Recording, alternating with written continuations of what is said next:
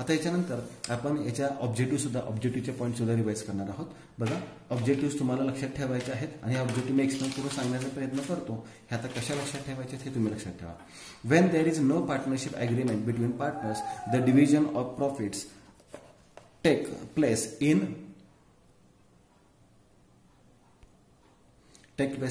Equal ratio. म्हणजे partnership अग्रीमेंटमध्ये जर काहीच सांगितलं नसेल की प्रॉफिट शेअरिंग रेशो कसा वाटायचा आहे, तर तो नेहमी कसा वाटावा लागतो, इक्वल रेशोमध्ये व्हावा लागतो. म्हणजे when partnership deed is silent the profit sharing ratio will be equal. म्हणजे पार्टनरशिप डीडमध्ये अग्रीमेंटमध्ये काहीच सांगितलं नसेल तर पार्टनरचा शेअरिंग रेशो कसा घ्यायचा असतो, इक्वल घ्यायचा असतो. उदाहरणामध्ये सुद्धा पाहिलं आपण, ज्या उदाहरणामध्ये आपल्याला रेशो दिलेला असतो तेव्हा प्रॉफिट अँड लॉस आपण इक्वली डिस्ट्रीब्यूट करतो. To find out net profit on net loss. Net profit net loss कोणत्या अकाउंटला मिळतो आपल्याला, प्रॉफिट अँड लॉस अकाउंटला. इथे जर ग्रॉस प्रॉफिट ग्रॉस लॉस विचारला असतं तर कोणतं अकाउंट लिहिलं असतं आपण, trading account. Dot dot is an intangible asset. कोणत्यासाठी इंटेंजिबल आहे, गुडविल ही इंटेंजिबल असेल, कारण की गुडविल ही डोळ्याला दिसत नाही, अदृश्य स्वरूपाची मालमत्ता आहे. In absence of agreement interest on loan advance by partner to firm allowed at the rate of 6%. लक्षात घ्या, जेव्हा पार्टनरचं लोन असेल आणि काहीच सांगितलं नसेल तर आपल्याला किती टक्के इंटरेस्ट द्यावा लागतो, पार्टनरला 6% व्याज द्यावं लागतं. हा पॉईंट लक्षात ठेवायचा. जर पार्टनरशिप डीडमध्ये उल्लेख केला नसेल, अग्रीमेंटमध्ये उल्लेख केला नसेल की पार्टनरचं जे लोन आहे त्याच्यावर व्याज किती द्यायचं आहे, तर तसं काही सांगितलं नसेल तर आपल्याला किती टक्के इंटरेस्ट द्यायचा आहे, 6%.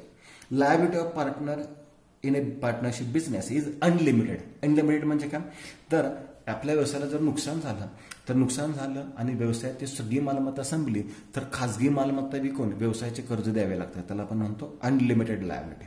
पार्टनरची लायबिलिटी कशी असते, अनलिमिटेड असते. आणि कंपनीमध्ये जे शेअर होल्डर्स असतात त्यांची लायबिलिटी लिमिटेड असते. पुढे एक टॉपिक इश्यू ऑफ शेअर्स आहे, त्याच्यामध्ये तो पण सांगेन मी. तर इथे पार्टनरची लायबिलिटी कशी असते, अनलिमिटेड असते. सोल ट्रेडरच्या 11मध्ये पाहिले त्याची लायबिलिटी अनलिमिटेड असते. पण कंपनीचे मालक असतात शेअर होल्डर्स, त्यांची लायबिलिटी फक्त काय असते, लिमिटेड असते. आता Indian partnership act is in force since. आता इंडियन पार्टनरशिप ऍक्ट आहे तो कधी लागू झालेला आहे, तर अप्लाय झालेला आहे तर 1932 साली इंडियन पार्टनरशिप ऍक्ट अस्तित्वात आलेला आहे. Maximum number of partners in A firm. आता पूर्वी फर्मचे मेंबर्स जास्तीत जास्त 20 असायचे, पण आता पार्टनरशिप फर्मचे मेंबर्स 20 वरून वाढून किती केलेले आहेत, 50 केलेले आहेत. म्हणजे कमीत कमी 2 पार्टनरची आवश्यकता असते आणि जास्तीत जास्त पार्टनरची संख्या किती आहे, 50. भागीदारी संस्थेमध्ये व्यवसाय सुरू करण्यासाठी कमीत कमी मिनिमम 2 व्यक्ती लागतात आणि मॅक्सिमम किती संख्या आहे, 50. हा एक पॉईंट लक्षात ठेवा. Persons who form the partnership firm. कोणत्या जे व्यक्ती एकत्र येतात आणि भागीदारी संस्था सुरू करतात त्याला आपण काय म्हणतो, पार्टनर्स म्हणतो. म्हणजे इथे उत्तर काय येणार आहे, पार्टनर्स. इथे 1 वर्ड लिहायचं आहे, partners. Amount of cash or goods withdrawn by partners from business from time to time. Withdraw शब्द महत्वाचा आहे. जर पैसे इन्व्हेस्ट केले असेल तर कॅपिटल म्हणतो आणि पैसे किंवा माल काढला असेल तर त्याला आपण काय म्हणतो, ड्रॉइंग्स असं म्हणतो. म्हणजे उत्तर काय येणार आहे, drawings. Association of 2 or more person according to Indian partnership act 1932. Partnership firm, बरोबर. ह्याला आपण काय म्हणतो, partnership firm. Association of 2 or more person म्हणजे 2 किंवा 2 पेक्षा जास्त व्यक्ती एकत्र येतात कोणत्या कायद्याखाली, पार्टनरशिप ऍक्ट खाली, तर त्याला आपण काय म्हणतो, पार्टनरशिप फर्म म्हणतो. त्यांनी पार्टनरशिप फर्म सुरू केली. Act under which partnership firms are regulated. सांगितलं जातं इंडियन पार्टनरशिप ऍक्ट 1932. या कायद्यानुसारच ह्या व्यक्ती काय करतात, एकत्र येतात आणि आपला व्यवसाय सुरू करतात किंवा व्यवसाय चालवतात. Process of entering the name of partnership firm in the register of registrar. याला आपण म्हणतो रजिस्ट्रेशन. रजिस्ट्रेशन म्हणजे काय, नोंदणी करणे. याला आपण काय म्हणतो, registration. Partnership agreement in return form. Partnership अग्रीमेंटला काय म्हणतो आपण, पार्टनरशिप डीड. आणि पार्टनरशिप डीड हे ओरल सुद्धा असते आणि रिटर्न सुद्धा असते. त्यामुळे partnership deed in return form असेल त्याला आपण म्हणतो partnership deed, DEED. Under this method capital balances of partners remain constant. मी मगाशीच सांगितलं, करंट अकाउंट दिलं असेल तर पार्टनरचे बॅलन्स काय असतात, कॉन्स्टंट असतात. कॅपिटलचे बॅलन्सेस म्हणजे कॅपिटलचे बॅलन्सेस कॉन्स्टंट हवे असतील तर त्याला आपण फिक्स्ड कॅपिटल मेथड म्हणतो. यात करंट अकाउंट तयार करतो. आणि जर कॅपिटल बॅलन्सेस आपल्याला चेंजेस पाहिजे असतील तर आपण करंट अकाउंट करत नाही, त्याला आपण फ्लक्च्युएटिंग कॅपिटल मेथड म्हणतो. म्हणजे ज्या एक्झाम्पलमध्ये किंवा ज्या मेथडमध्ये कॅपिटलचे बॅलन्स फिक्स राहतात, बरोबर, कॅपिटलचे बॅलन्स काय राहतात, फिक्स, कॉन्स्टंट राहतात, त्याला फिक्स्ड कॅपिटल मेथड असं म्हणतो. Proportion in which partner share profit sharing ratio, बरोबर, याला काय म्हणतो आपण, profit sharing ratio. Such capital method in which only capital account is maintain for each year. ह्याचा अपोजिट पॉईंट दिलेला आहे. कोणत्या मेथडमध्ये फक्त कॅपिटल अकाउंट करतो, करंट अकाउंट करत नाही, तर फ्लक्च्युएटिंग कॅपिटल मेथड म्हणजे सगळे ऍडजस्टमेंट कॅपिटल अकाउंटला होतात आणि कॅपिटलचा बॅलन्स बदलत जातो. बरोबर.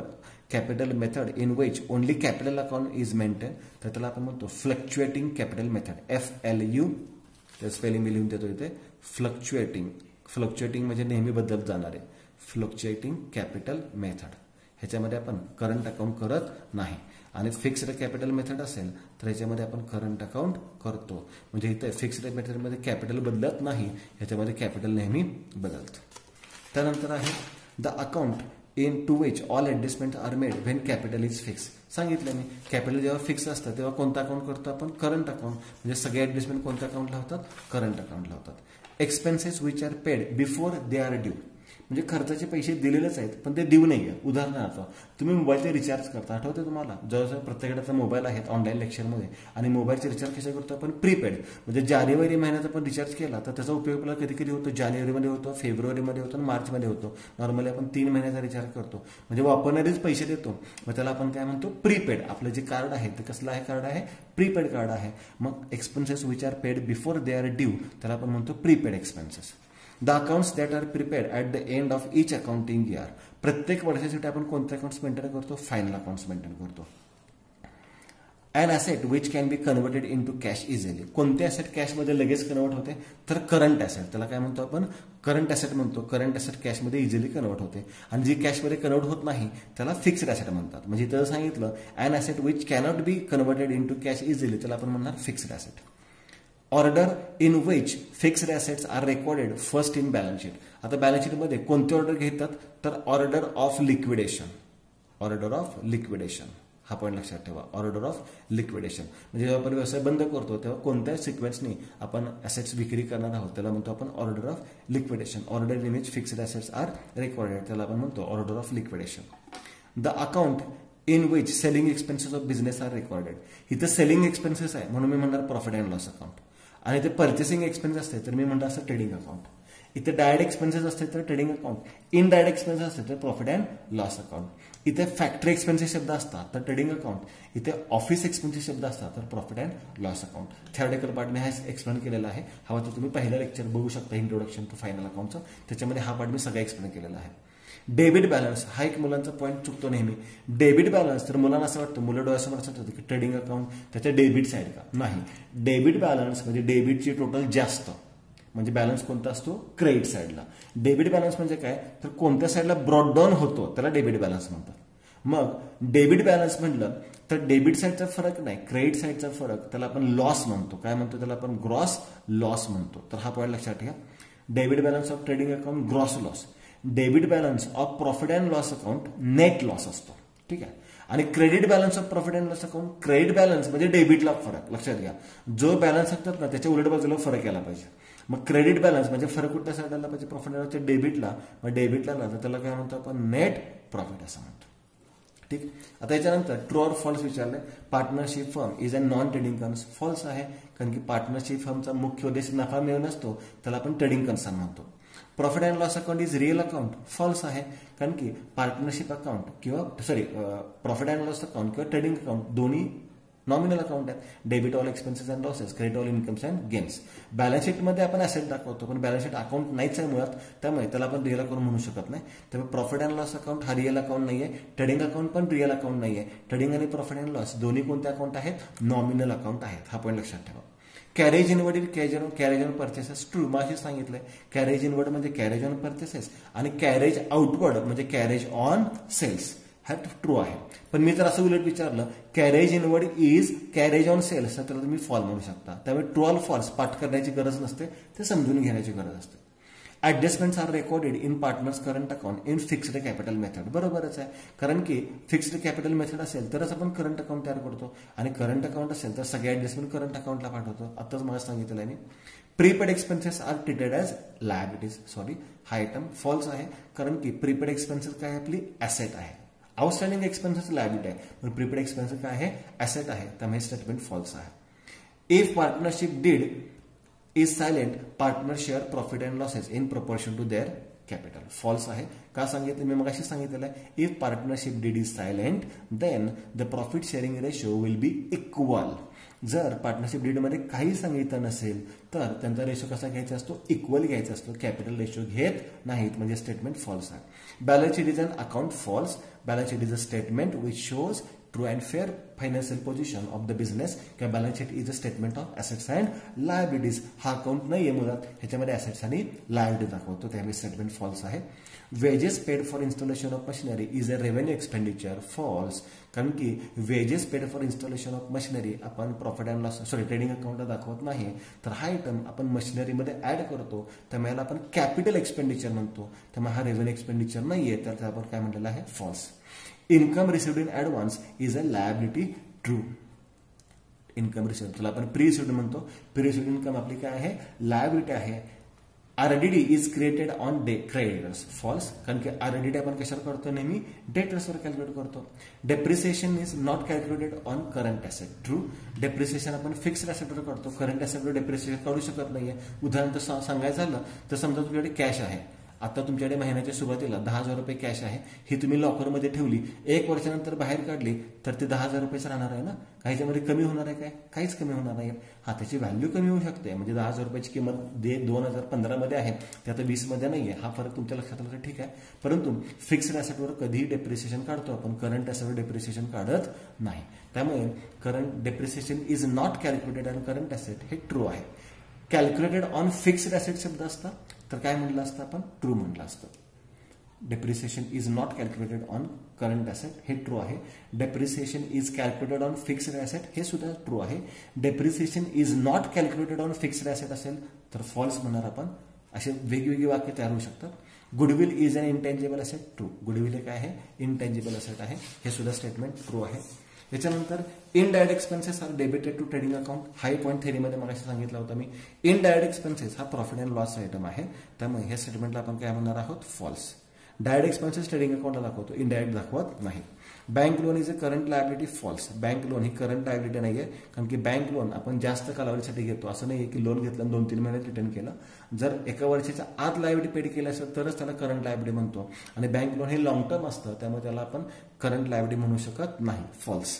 Net profit is debit balance of profit and loss account. मगाशी सांगितलं डेबिट बॅलन्समध्ये क्रेडिट साईडला फरक पाहिजे, आणि क्रेडिट साईडला फरक म्हणजे नेट प्रॉफिट नाही शब्द येणार, कोणता शब्द येणार आहे नेट लॉस. म्हणजे हे स्टेटमेंट सुद्धा काय आहे फॉल्स आहे.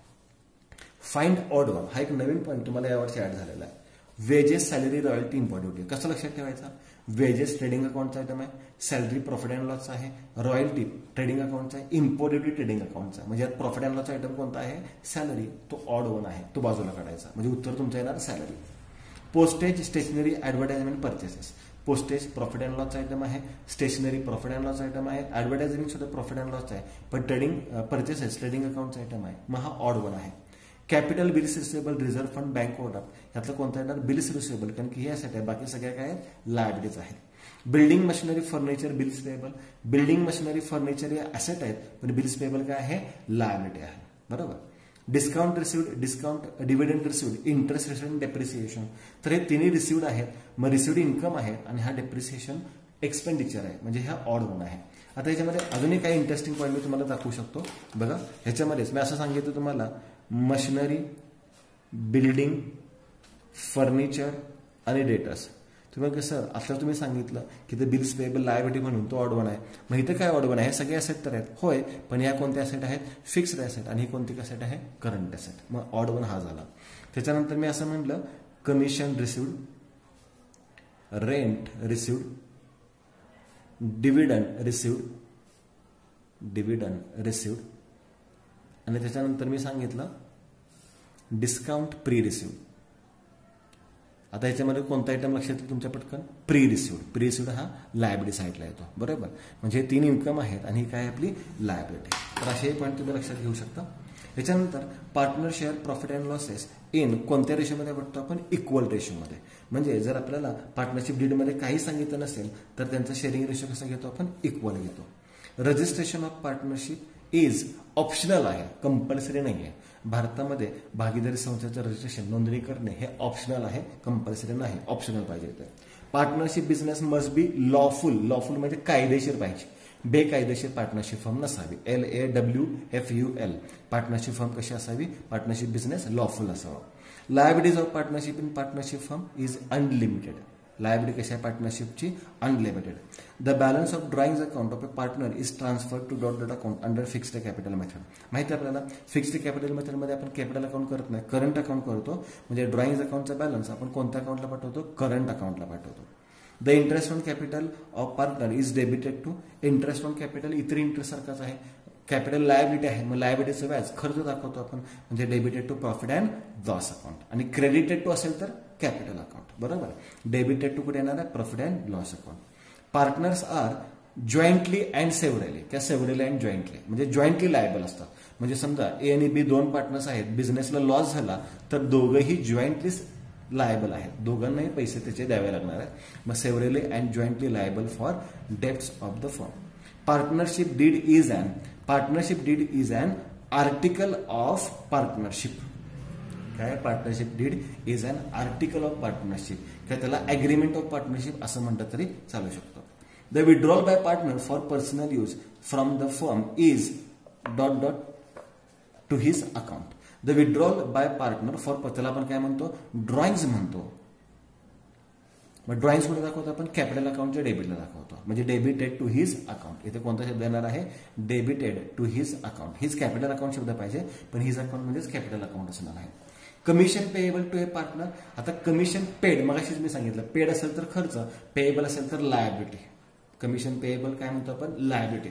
कमिशन पेड असेल एक्सपेन्सेस, कमिशन रिसिव्ड असेल इन्कम, आणि कमिशन रिसिवेबल असेल तर ऍसेट दाखवतो. हे चारही पॉईंट लक्षात ठेवा. When partners adopted fixed capital method, then they have to operate current account. जेव्हा फिक्स्ड कॅपिटल मेथड असते तेव्हा कोणता अकाउंट क्रिएट करतो आपण, current account. If partners current account shows dot dot balance, it is shown in the liability side of balance sheet. Current अकाउंटचा जो balance आहे तो जर डेबिट साइडला फरक आला, डेबिट साइडला फरक आला म्हणजे क्रेडिट बॅलन्स असेल, डेबिट साइडचा फरक म्हणजे क्रेडिट बॅलन्स असेल, मग हा क्रेडिट शब्द येणार आहे. Credit balance it is shown on liability. Capital अकाउंटचं पण तसंच आहे, करंट अकाउंटचं पण तसंच आहे. The expenses paid for trading purpose are known as trading expenses. Trading पर्पजसाठी एक्सपेन्स येतो त्याला काय म्हणतो आपण, trading expenses. Cash receipt which are recurring in nature are called as, म्हणजे सातत्याने आपल्याला रिसीट्स मिळतात त्याला रेव्हेन्यू रिसीट म्हणतो. कॅश रिसीट्स इन रिकरिंगला आपण रेव्हेन्यू म्हणतो. लक्षात घ्या, रिकरिंग म्हणजे काय लक्षात ठेवायचं, रेव्हेन्यू. आणि नॉन रिकरिंग म्हणजे कॅपिटल. रिकरिंग म्हणजे रेव्हेन्यू आणि नॉन रिकरिंग शब्द आला तर कॅपिटल म्हणायचं आहे.